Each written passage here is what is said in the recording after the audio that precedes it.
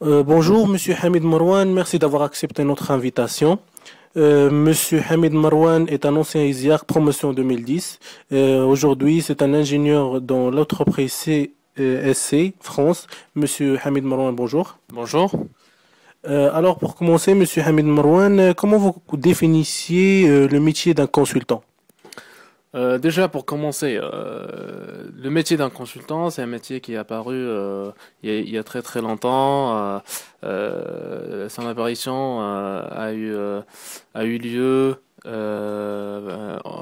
par le commencement des sociétés comme IBM, comme CSC, comme EDS, les leaders du conseil, les premières sociétés qui ont monté des systèmes d'information, les premières sociétés qui ont commencé à faire vraiment du service informatique. Donc pour définir le métier de consultant, on peut dire que c'est un prestataire. Enfin, pour la personne, on dit que un consultant, c'est le prestataire externe à qui les entreprises font appel pour un certain nombre de services informatiques, pour développer des applications, pour faire des expansions dans quelques modules informatiques, notamment dans les ERP, dans les CRM. Donc en gros, pour donner une définition qui est un peu carrée, qui est un peu complète, on peut dire qu'un consultant, c'est un prestataire externe à qui on fait appel pour un service en informatique, pour monter ou modifier ou même faire évoluer le système d'information de l'entreprise au sein de laquelle on travaille. Ok. Voilà. Et un ingénieur consultant, il joue quel rôle exactement dans une entreprise? Le rôle qu'il joue l'ingénieur d'études ou le consultant, parce que quand on dit consultant, généralement c'est scindé en deux parties, enfin c'est scindé en deux métiers. Il y a le consultant fonctionnel, il y a le consultant technique.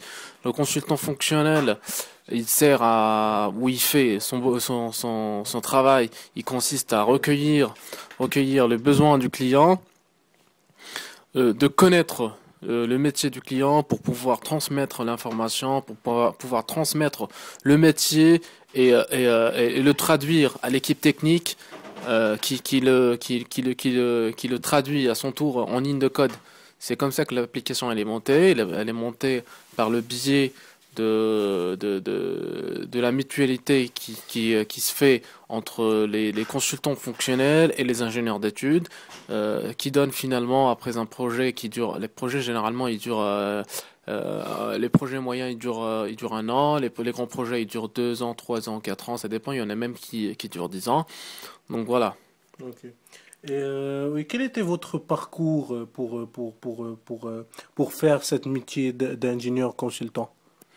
Mon parcours, il était comme le vôtre. J'étais étudiant à l'ISIA, j'ai fini mes études, j'ai eu mon diplôme en 2010 et j'ai envoyé comme tout le monde des CV. J'étais un peu perdu au début. J'ai passé des entretiens et c'est à ce moment-là que j'ai connu le métier de consultant. Et on m'a motivé à le faire. Il y a des gens qui l'ont fait avant moi. Ils m'ont dit que c'était intéressant et tout. Effectivement, quand j'ai fait mon stage et quand j'ai travaillé après, je me suis rendu compte que c'est un métier. C'est vrai, tu t'investis à fond, mais derrière, tu apprends énormément de choses. Ok. Et on peut dire que cette métier de consultant a des avantages maintenant? Euh, oui, il a des avantages. Personnellement, enfin, quand on parle de la personne, de l'être humain, du consultant, elle a des avantages dans le sens où le consultant, quand il est jeune, quand il est en phase d'apprentissage, quand il vient d'intégrer le monde professionnel, il apprend énormément de choses que ça soit dans le côté technique, techniquement il apprend des choses, ou bien dans le côté humain, dans le sens où chez le client, il y a des contacts avec les gens, faut savoir entretenir, il faut savoir maintenir une bonne relation, un bon relationnel, un bon discours vis-à-vis du client, il faut savoir structurer son discours Il faut savoir structurer ses livrables, ses mails.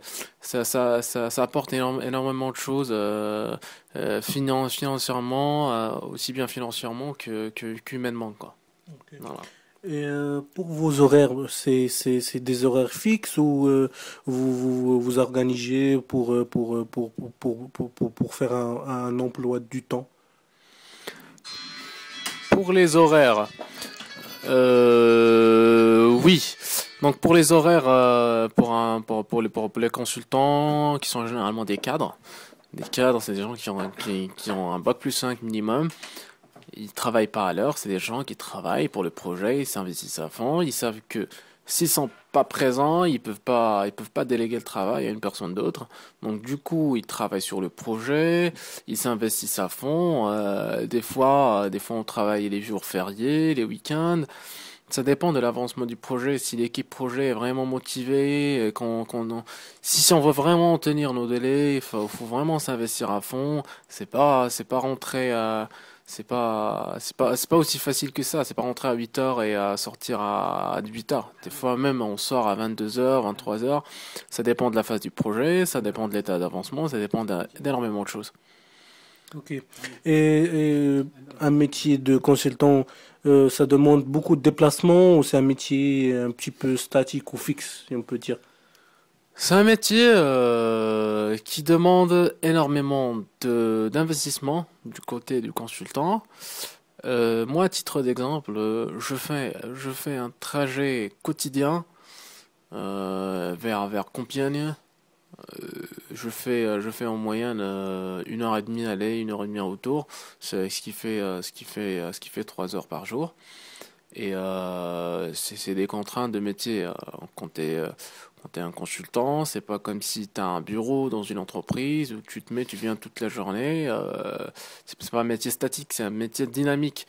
Donc là où il est le client, faut y aller, faut essayer de chercher de nouvelles perspectives.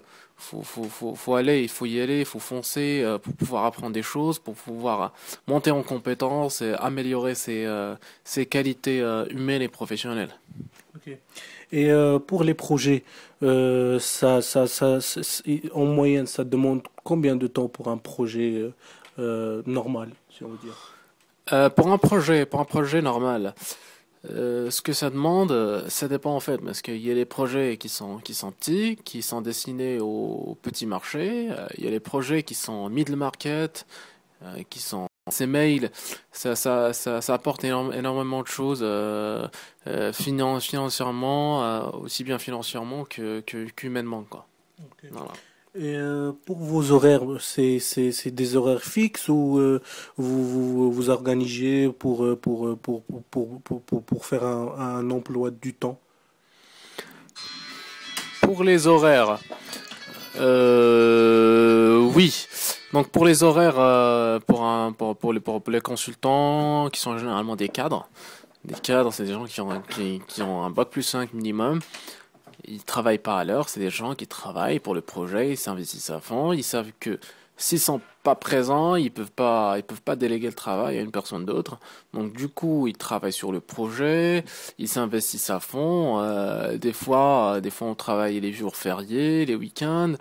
Ça dépend de l'avancement du projet. Si l'équipe projet est vraiment motivée, si on veut vraiment tenir nos délais, faut vraiment s'investir à fond. C'est pas rentrer c'est pas aussi facile que ça. C'est pas rentrer à 8 heures et sortir à 18 heures. Des fois même, on sort à 22 heures, 23 heures. Ça dépend de la phase du projet, ça dépend de l'état d'avancement, ça dépend d'énormément de choses. Ok. Et un métier de consultant, ça demande beaucoup de déplacements ou c'est un métier un petit peu statique ou fixe, si on peut dire? C'est un métier qui demande énormément d'investissement du côté du consultant. Moi, à titre d'exemple, je fais un trajet quotidien vers Compiègne. Je fais en moyenne 1 heure et demie aller, 1 heure et demie retour. C'est ce qui fait 3 heures par jour. Et c'est des contraintes de métier.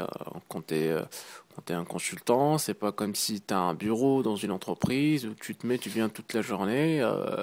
C'est pas un métier statique, c'est un métier dynamique. Donc là où il est le client, faut y aller, faut essayer de chercher de nouvelles perspectives. Il faut y aller, il faut foncer pour pouvoir apprendre des choses, pour pouvoir monter en compétences et améliorer ses qualités humaines et professionnelles. Ok. Et pour les projets, en moyenne, ça demande combien de temps pour un projet normal, si on veut dire? Pour un projet normal, ce que ça demande, ça dépend en fait, parce qu'il y a les projets qui sont petits, qui sont destinés au petit marché. Il y a les projets qui sont middle market, qui sont destinés au marché moyen. Il y a aussi les grands projets qui sont destinés au grand marché. Donc, si on parle des petits projets, on peut dire que c'est une durée de 4 mois, 5 6 mois. Un projet moyen, il peut durer 1 an jusqu'à 2 ans. Tandis qu'un grand projet, il peut aller jusqu'à 10 ans, voire même plus.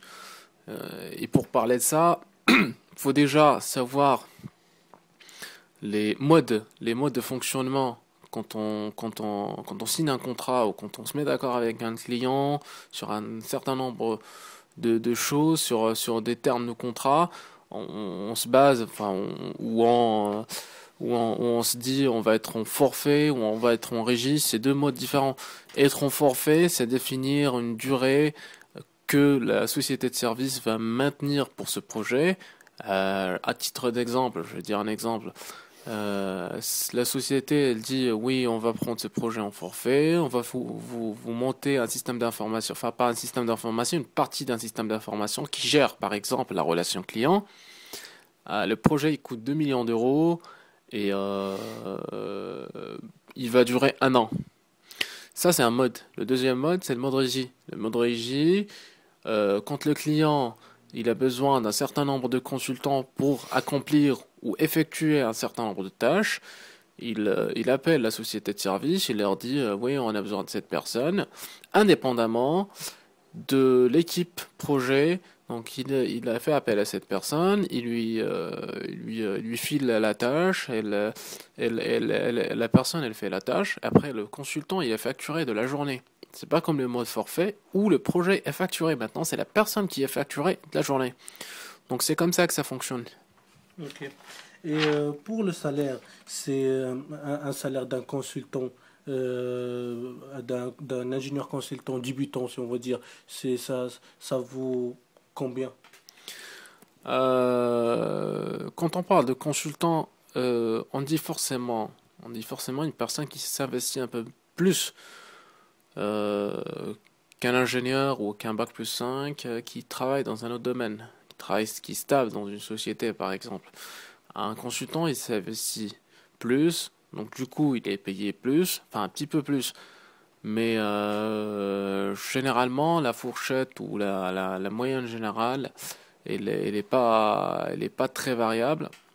Généralement, ça se rapproche, mais il y a un petit peu d'écart en faveur des consultants, vu leur investissement et vu aussi la difficulté des tâches qu'ils accomplissent. Ok. Et quelles sont les possibilités d'évolution dans ce métier de consultant? Les possibilités d'évolution dans le métier de consultant, c'est, euh, c'est des possibilités qui sont très présentes, qui sont très fortes, euh, qui sont très présentes et qui sont très fortes. Donc, quand on commence par généralement, toutes les sociétés de services, ils commencent par un ingénieur d'études 1, après un ingénieur d'études 2, 3. Pour passer d'un grade à l'autre, il y a une évaluation annuelle que les hauts gradés ou les managers, ils passent aux consultants techniques et fonctionnels pour voir ce qu'ils ont fait pendant cette année pour voir leur taux d'investissement, pour voir un certain nombre de paramètres, un certain nombre de critères pour pouvoir les noter. Et c'est à ce moment-là qu'on fait des augmentations de salaire, des montées de grade en fonction de l'investissement de la personne durant cette année ou durant ce projet. Ok. Monsieur Marwan Hamid, donc je vous remercie encore une fois pour votre d'avoir accepté notre invitation et merci. C'est moi qui vous remercie. Bonne chance, bon courage. Merci, au revoir.